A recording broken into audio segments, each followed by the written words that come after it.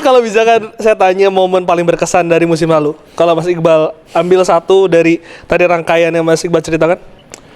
Eh banyak mas ya, banyak momen yang kita lolos dari lubang jarum, tapi memang tim ini bisa menemukan karakternya di playoff promosi itu yang menurut saya salut lah. Karena saya juga gini mas, Persijap tuh nggak pernah masuk ke playoff promosi.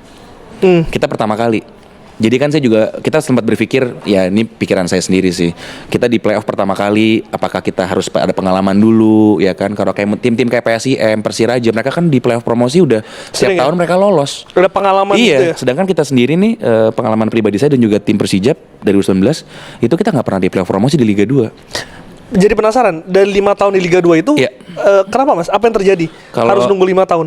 Karena kan 2 season cancelled. Untuk ketika lagi Kanjuruhan tuh kita peringkat 2. Jadi chance saya besar ke playoff promosi seasonnya cancelled.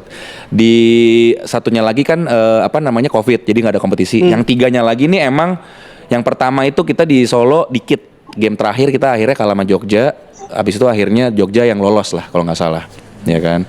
Game terakhir juga kita kalah sama Deltras tuh musim lalu, 2 musim yang lalu. Kita akhirnya nggak lolos ke playoff promosi. Jadi tipis-tipis tapi kalau kita menang tuh sebenarnya kita bisa lolos. Oh, jadi borderline lah, di ujung tuh kita masih ada kesempatan. Akhirnya nih kemarin kita bisa lolos.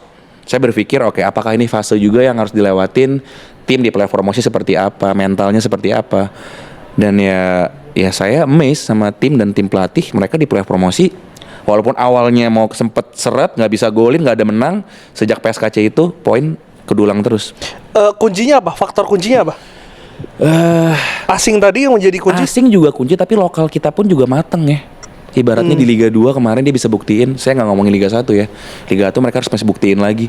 Di Liga 2 kemarin mereka udah 2-3 tahun main bareng, dan mereka bisa dibilang mereka di playoff promosi at the biggest stage mereka perform. Mereka bisa kasih hasil.